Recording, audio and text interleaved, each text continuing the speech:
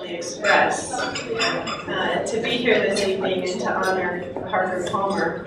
I have to say that it was quite challenging when I was inviting people to give tributes to you, because so many people felt they weren't qualified, that there was no way that they could do something. And one of the things that I'm a little bit sad about, we had some technical issues, so we have a video that some of the students of mine on Tron put together, which is really fun and irreverent.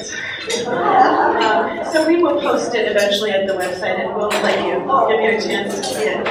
But it amuses me that it was our students who love your work so much who were able to be present to it.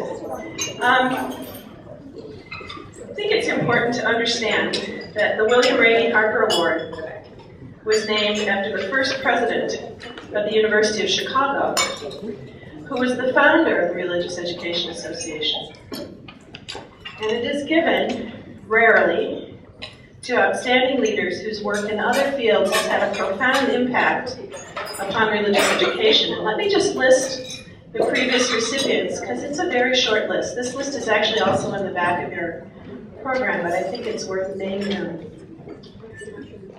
Marshall McLuhan, Elie Wiesel, Margaret Mead, Randolph Miller, Johannes Hoffinger, Paolo and Elsa Freire, John Hull, Martin Marty, Gabriel Moran and Maria Harris, and James Fowler.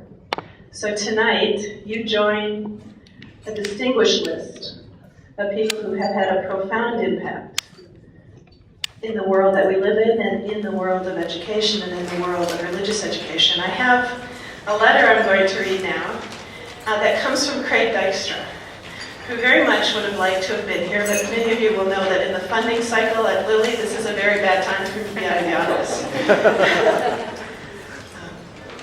So we have the actual copy to give you, but this is: Dear Parker, my heartiest congratulations to you on receiving the William Rainey Harper Award.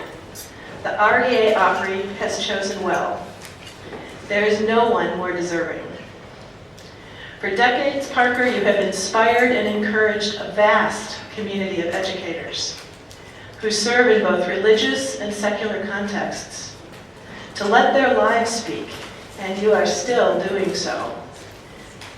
You have given us the courage to teach and to lead in ways that draw deeply from the depths of our own souls, trusting that by living more profoundly in community with one another, tragic gaps may be overcome. You have taught us how to create hospitable spaces in our classrooms, in our congregations, in our places of work, and in public contexts, in which human beings of all ages can learn to listen carefully to and speak honestly with one another. And you have made it possible for us to know that in such spaces, deep encounters with our own and each other's hearts can finally take place. The vision and practice of education that you have so faithfully and generously shared with all of us is a great and wonderful gift. And for that, we are all profoundly grateful. And when I say all this, I speak quite personally. We have been friends for a long time. Early in my own teaching career, I read and taught both Company of Strangers and To Know As We Are Known. They were mainstays for me, and I could not help but share them with my students, colleagues, and friends. I still keep going back to those seminal works, and I have read and treasure everything else you have written since. When I came to Lilly Endowment, you were there in person to help me find my way and gain my balance in what at the time seemed like very foreign territory. Leading from Within emerged as you guided the endowment and several of its grantees in our work on leadership education. Your writings and your presence on their campuses offered crucial insights to teachers and leaders in many colleges and universities as they developed programs the endowment funded on the theological exploration of vocation. And now, through your work with the Center for Courage and Renewal, you are renewing the spirits and ministries of hundreds of pastors and congregational leaders. So our lives have intersected in many ways, in common purpose, shared work, time together in various places, and above all, in sustained friendship. I so much wish I could be there with you and all our good colleagues and friends at the 2010 REA Opry annual meeting, where you are gathered as this letter is being read to you. But thanks to Lucinda, I have been given this opportunity to tell you in public how grateful I am for all you mean to me and to all of us. Congratulations on this distinguished award, Parker. Enjoy the celebration. And many blessings on you and all your continuing good and fruitful work. Warmly, Craig Dykstra, Senior Vice President, Religion.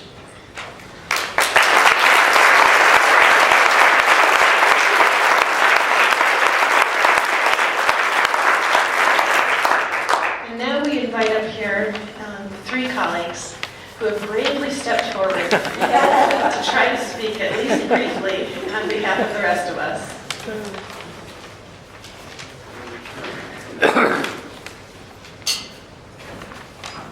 Good evening.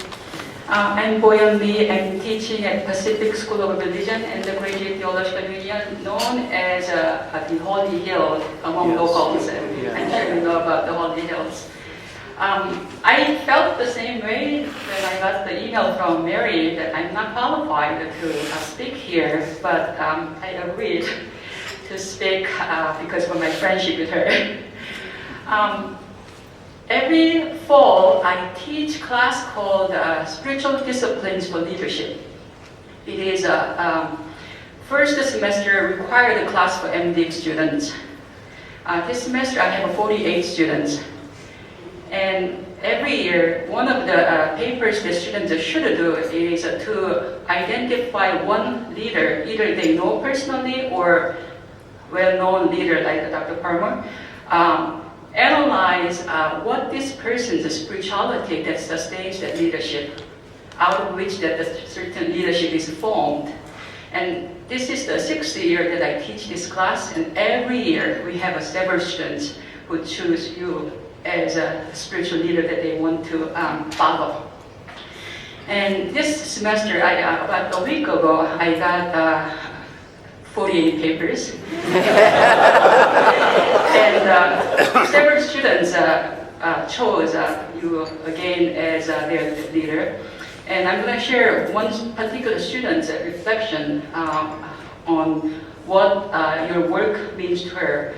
She is mid-career woman coming from, she's a UCC officially, but she identifies herself as a recovering Southern Baptist.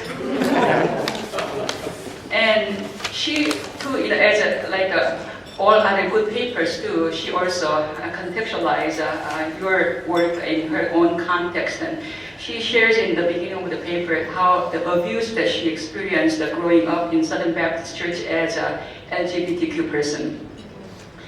And so she said that she didn't have any appreciation about the church and about herself, and she distanced herself from the church since she moved out of home after high school.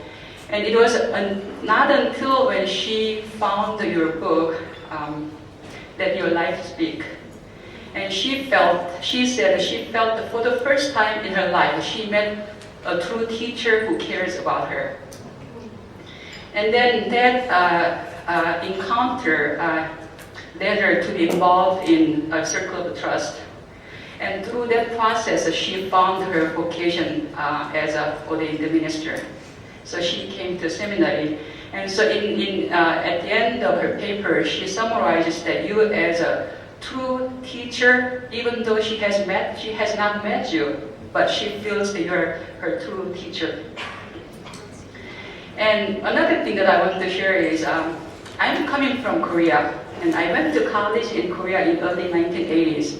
If you know anything about South Korea, late 70s and early 80s were darkest time in our politics. And even in my college, few students were killed by police during demonstrations, and also water torture. And we also had a secret policeman pretending to be students in classrooms. So you never knew who you could trust. So in that situation, a lot of all of us, the students, called our professors Dr. So-and-so always. But when we found that some of the few professors in the university who understood our struggles, and shared our vision to move our country to a democratic country, who provided mentoring to us and at the risk of their job, we started calling those professors rather than Dr. So-and-so, but 선생님. Korean word literal meaning for teacher. But 선생님 means that one who is born before you. Therefore, the one who sets path for you, who walks with you. So as a respect for those professors, we started calling those people 선생님. And even though I have not met you until this morning, but I always felt that you have been true 선생님 to a lot of us. So I congratulate you for this honor, also being our true 선생님. Thank you.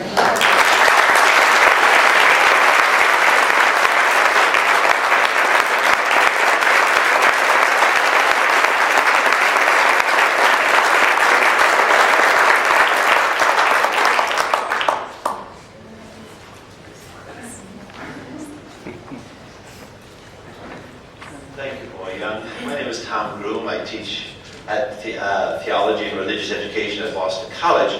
And Mary said we were to speak briefly. I didn't know that. Margaret, I could go on and on and on, and especially when you give an Irishman a microphone, this is one of the hazard. Let me ask you, first of all, parenthetically, for a prayer for good discernment for Craig Dykstra this weekend as he decides upon Lily grants. And that he remember my dear and enduring friendship.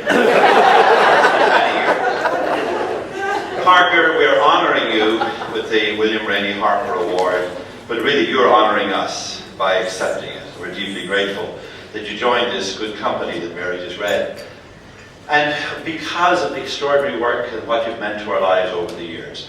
I first encountered Parker's work as a young graduate student at Union Theological Seminary and Columbia Teachers College. Dwayne Huebner was the one who actually recommended it to me. And I started reading it. At the time, I'd also begun reading Douglas Steere, who was this wonderful Quaker philosopher, theologian, introduced me in many ways to the art of dialogue, which became such a significant and constitutive aspect of my own work over the years. But he wasn't quite making the educational connections that I needed to make. And then I discovered Parker's work. And I think it was The Promise of Paradox was the first book I read. And it was like a homecoming for me. I grew up in a part of Ireland where the name Groome is a very strange name. The only Protestants that ever lived in my part of Ireland were Quakers. So I just took to this, it was like a homecoming to start reading this great Quaker theology and this great Quaker pedagogy. And at the time I was searching for a way of knowing that would be emancipatory, that would be humanizing. Because since Kant distinguished critical reason from practical reason, we've had this ability to read texts and to master them, and to crack them, and to conquer them, rather than being encountered by them, transformed by them, and changed by them.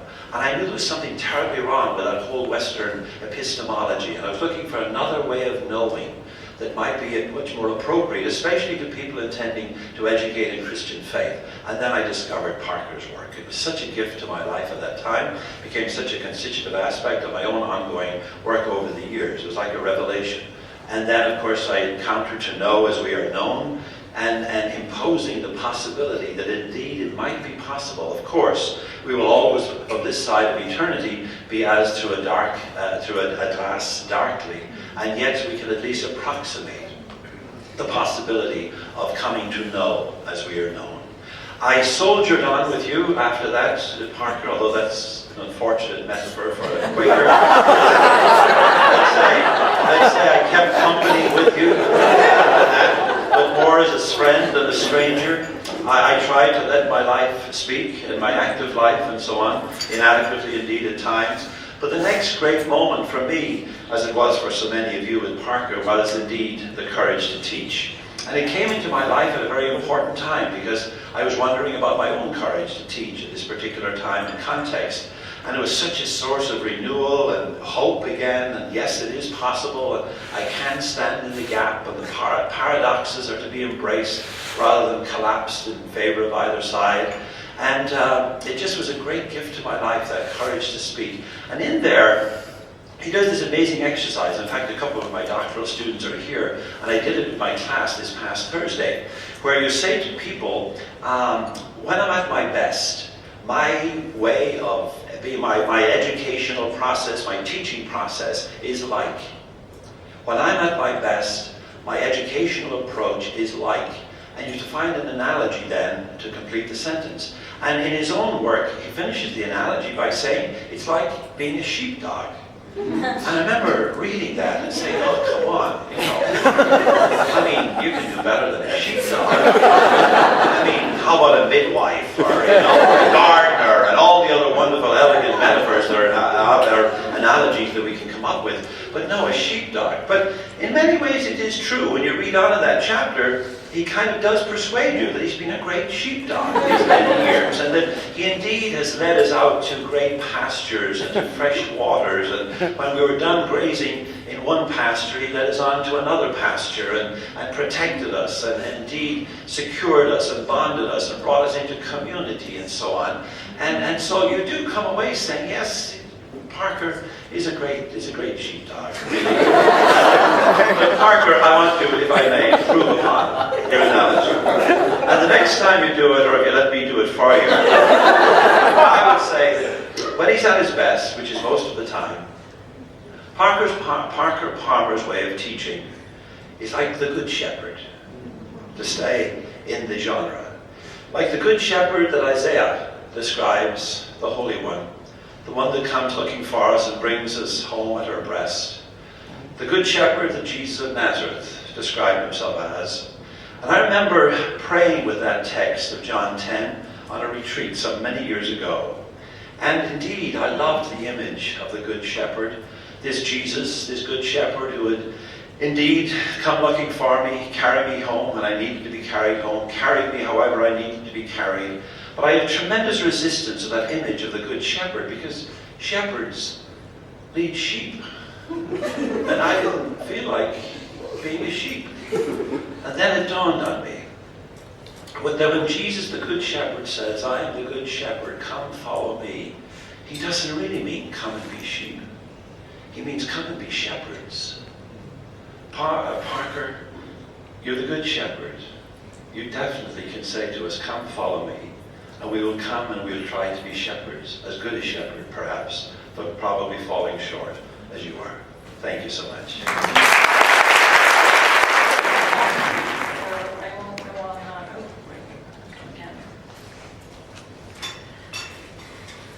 I read To Know As We Are Known and In the Company of Strangers, probably like a lot of you when I was in seminary.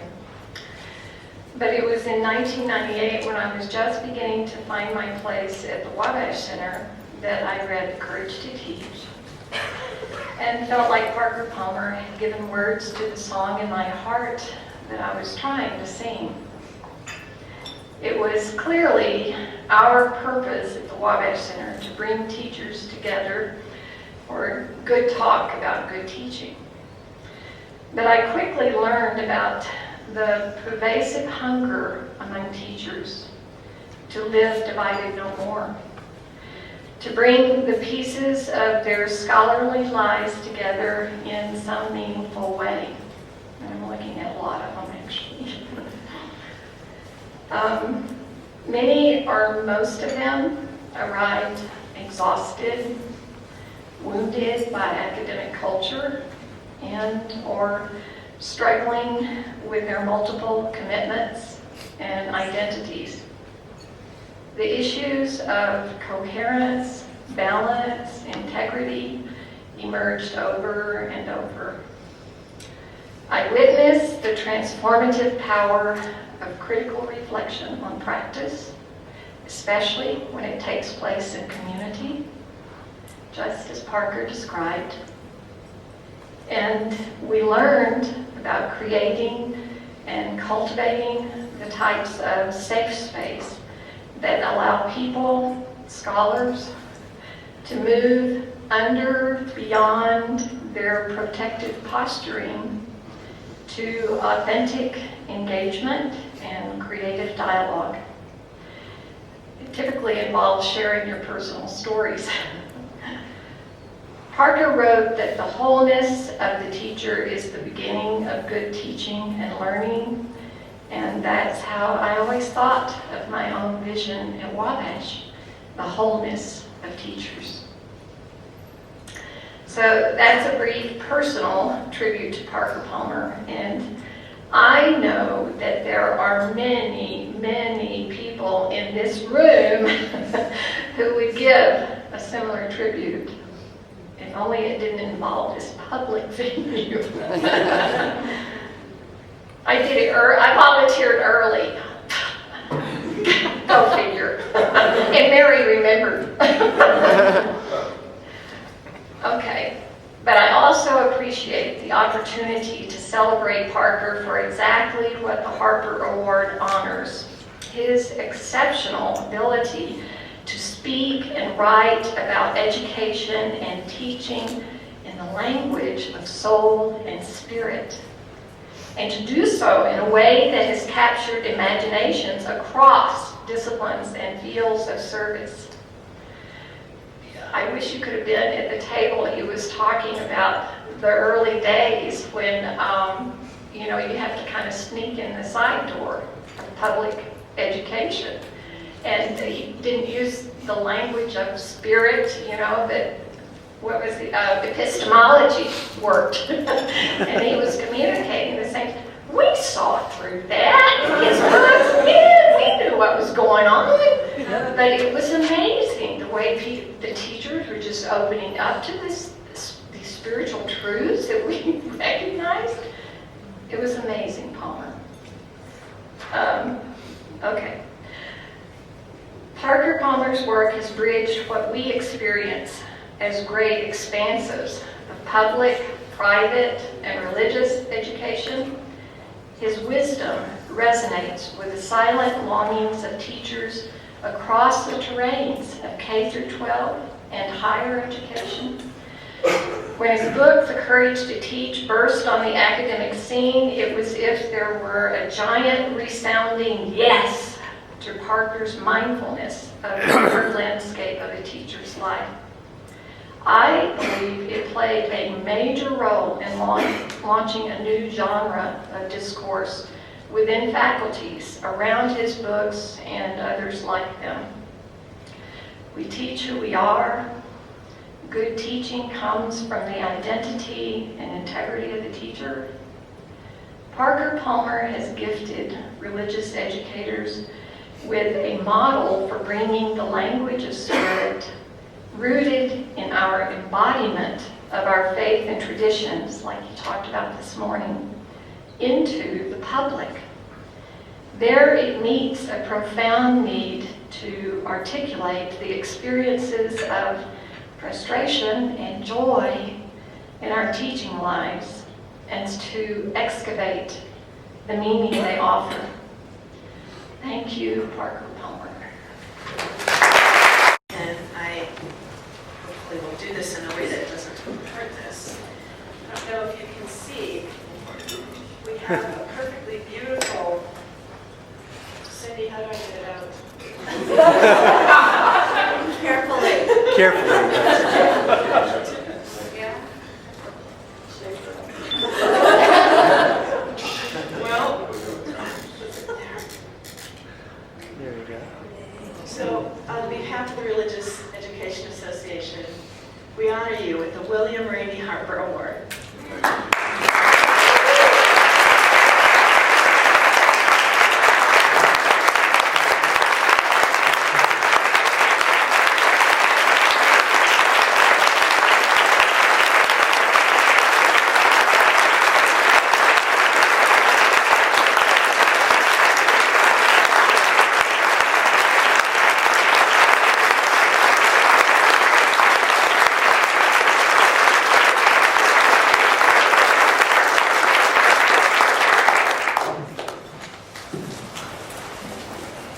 Thank you so much. I asked Mary if I could say a few words. I don't have anything prepared, but certainly a lot has been moving in me since this morning, and here at dinner tonight at the table, and then hearing these good friends speak so kindly of my work and their work that I value so much. I have friends in this room, and to hear from Craig and your student at the Pacific School of Religion or in the GT there. These are such meaningful things. I think what I've been thinking about so much, as one does in a moment like this, I've been thinking about the people along the path who helped me as a child and as a teenager and a college student and a young adult and early in my career to find the path. And I'd like to name a few of those people, if that's all right. My dad would be number one. He was a man who carried with him hospitable space. And I always thought of, in later years, I realized that what my dad, the portable space that my dad created for me and lots of other people was one of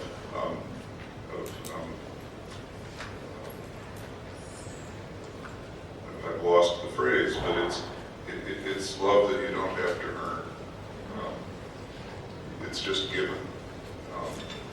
And at the same time, a kind of charged expectancy that you could become something great.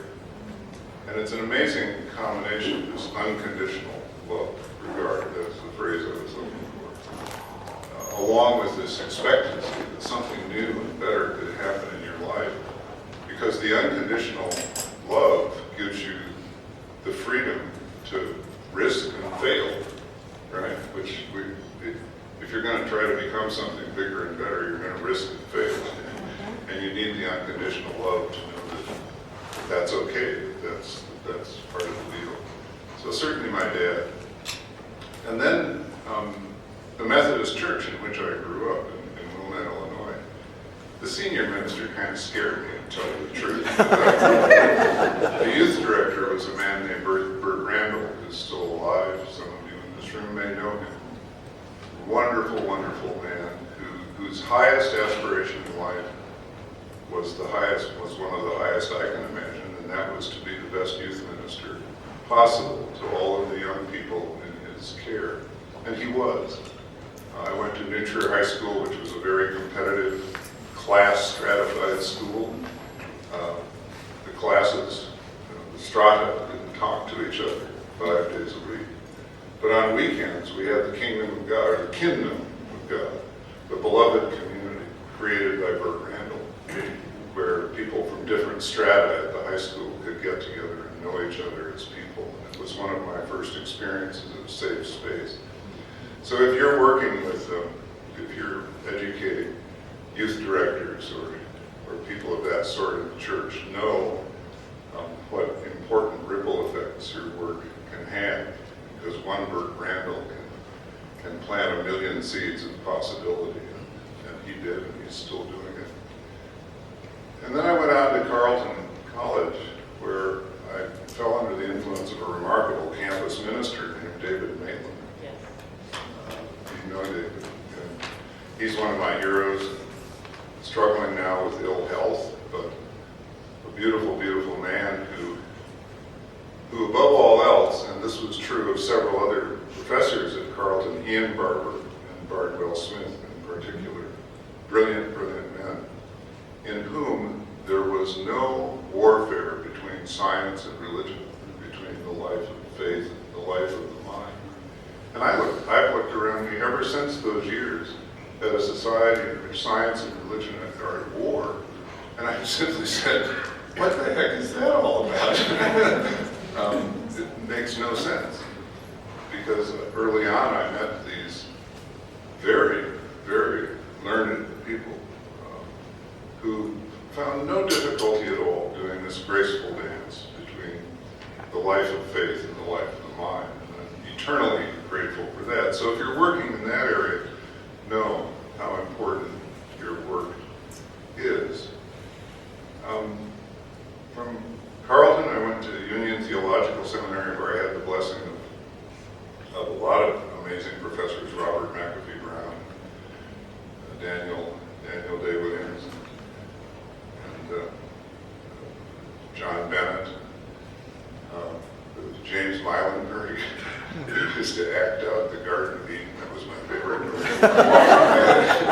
He did the snake. And he did the tree, I think. Got a C- in the course, but I really loved it. I mean, the book is just too long, you know. I just couldn't get my mind around the whole thing. But during that year, God spoke to me and said, please, don't have anything to do with the institutional church. Go find you another path, which sent me out to Berkeley, and the year was a great blessing. And I took those professorial friendships with me. So if you're in a seminary and you're, helping people who are on a path to seminary professorships become the kind of folks who teach from the gut and teach from the heart and teach with the whole body as well as the whole mind, then you're doing important work too. And then to Berkeley, where Robert Bellah became my mentor, a man, again, in whom faith and reason abide together and with great power. And then on to places like the Lilly Endowment, where Robert W. Lynn, who was Craig Dykstra's predecessor, was such a great mentor. So what's the message here? Well, at age 71, I look back with enormous gratitude to the people who made my life and work possible, to the path that they set me on, never by saying, try to be like me, although I wanted to be like them. You know how sometimes you have to put on a face that isn't quite yours, when you don't know your own face, and you're lucky if you have some good ones within reach that you can wear until you find your own. So that's what I was blessed with. So the work you're doing, you're forming people who will give these kinds of gifts to other people, and that's why your work is so terribly, terribly important. We're all planters of seeds who may not ever see the fruit of the tree, whose seed we plant today. I wish that all of my mentors were here to, and I will write them, those who are still with us, when I get home, and thank them again, as I have often. We can all thank our teachers on the way. But I want to return this gift to you by saying how important what you're doing is. I doubt that there's anybody in this room teaching folks of any sort who don't represent the kinds of people who touched and shaped and formed and held and guided and prayed for me and gave me a hand up along the way. So thank you for that. Thank you for this remarkable honor. I will do my best not to lower the average that list represents. No guarantees. I'm a bit of a loose cannon. So you dance with the one who brung you, right? And I'll keep doing the loose cannon thing. But this means a lot to me. This will occupy a treasured space in my office. And I'll just close with one other thought. I was at a conference the other day, a remarkable multicultural conference of people sponsored by a little foundation out in California called the Calliope Foundation, which is a very interesting group. And there was a gentleman there named Chief Joseph Lyons of the Onondaga Nation. And he's in his early 80s. He's one of those kind of people that I want to be when I grow up, He's just so full of life and vision. And everybody kept doing elder this, elder that, and I'm addressing him as elder, introducing him as elder. And when he got up to speak to us, I just love the fact that he looked around and says, would you please cut this elder jazz? He says, it just happens because you get older.